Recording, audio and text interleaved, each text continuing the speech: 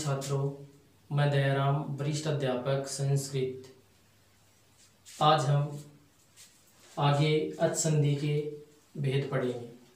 तो देखो, अच संधि जो है, अच संधि, इसका दूसरा नाम स्वर संधि भी है। क्या नाम है? स्वर संधि।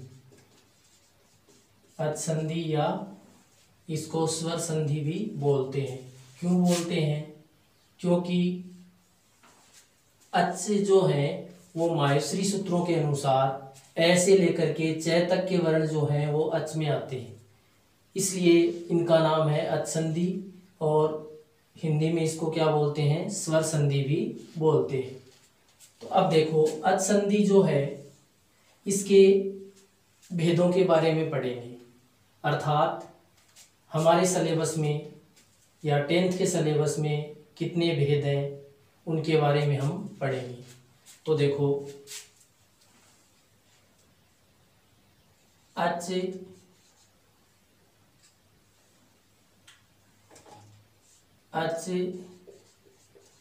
संदेह भेदा है। अच संदेह भेदा है। अब देखो, संदेह का अर्थ है संधि के, पंचमी षष्ठी विभक्ति होती है। भेदा यानी भेद, बहुवचन है। हिंदी में क्या हो जाएगा? अच संधि के भेद। अच संधि के भेद। अब देखो, अच संधि के जो भेद हैं वो 10th के सिलेबस के अनुसार कितने भेद हैं उनके बारे में पढ़ते हैं। तो देखो,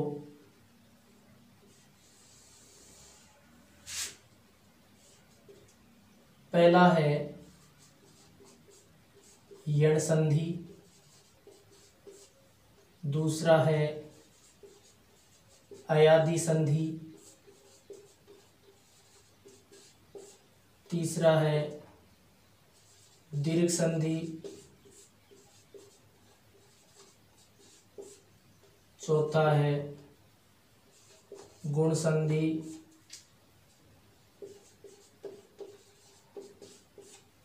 पांचवा वृद्धि संधि, छठा पररूप संधि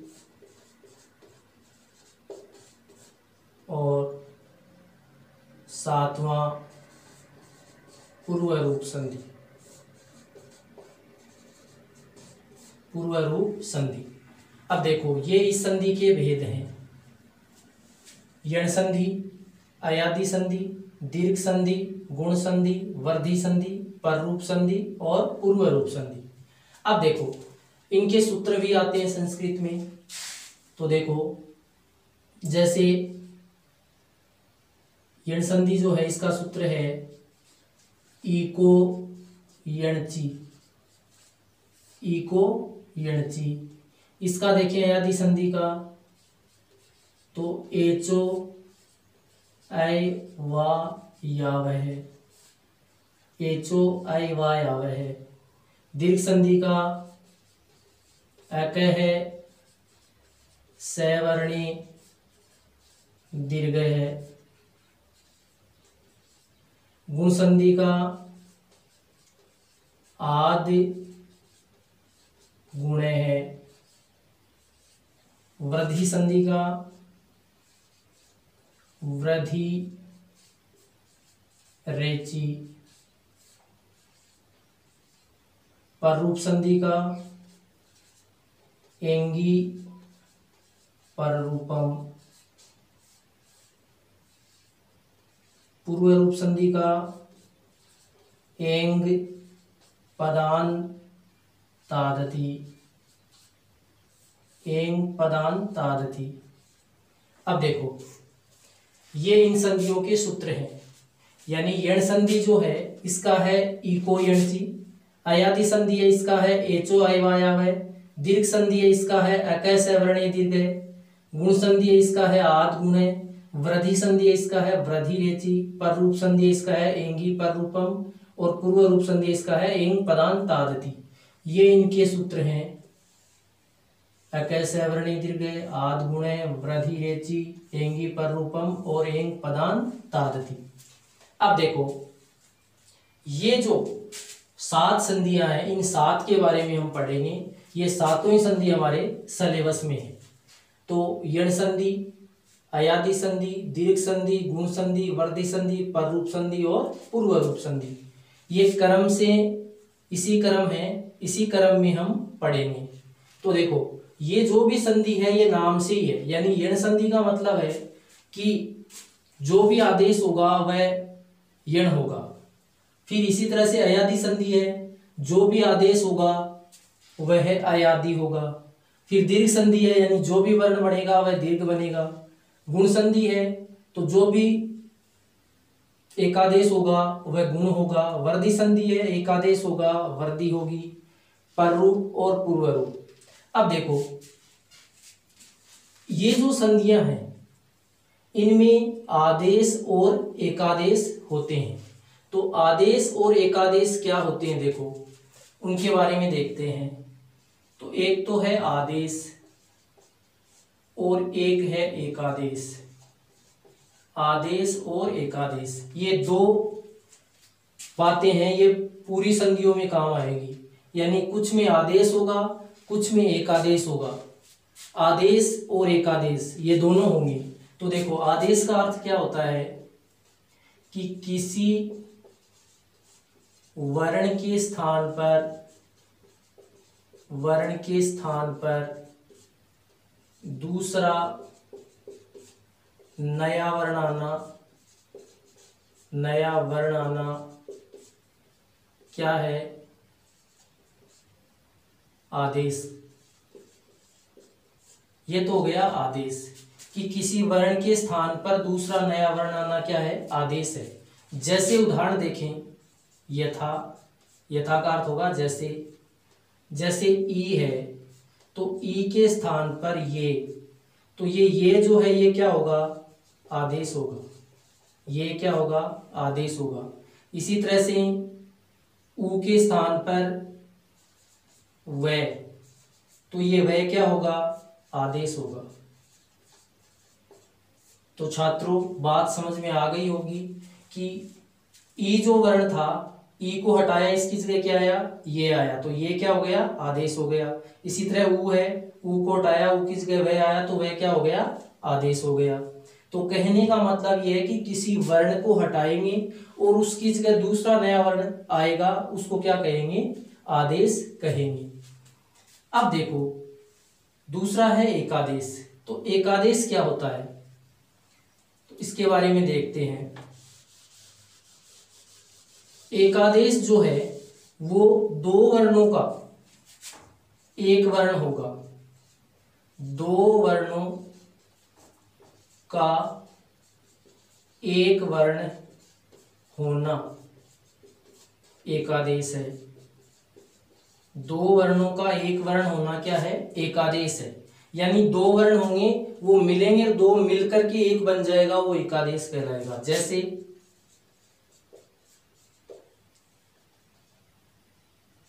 ए प्लस ई। अब देखो ए प्लस ई, यानी कि ए या आ के बाद में ई आ रहा है, तो दोनों को मिलाएंगे, तो दोनों को मिलाने पर ए क्या बना, ये ए जो है ये एकादेश हो गया। यानी दो का ये क्या हो गया, एक हो गया, तो इसका नाम हो गया एकादेश। इसी तरह से ए प्लस ए, इन दोनों को मिलाया तो आ हो गया। अब यहां पर आ क्या हो गया, एकादेश हो गया। क्या हो गया, एकादेश हो गया। तो कहने का मतलब ये है कि दो वर्णों का एक वर्ण होना क्या कहलाएगा, एकादेश कहलाएगा। और किसी वर्ण के स्थान पर दूसरा नया वर्ण आएगा, वो क्या कहलाएगा, आदेश कहलाएगा। तो इस तरह से इन संधियों में आदेश होंगे और एकादेश होंगे। तो देखो यण संधि है, इसमें आदेश होता है। अयादि में आदेश होता है। दीर्घ में एकादेश होता है। गुण में एकादेश होता है। और वर्दी संधि है, इसमें भी क्या होता है, एकादेश होता है। और पररूप संधि और पूर्व रूप संधि, पररूप और पूर्व रूप इनमें भी क्या होते हैं, पररूप जो है इसमें और पूर्व रूप है इसमें।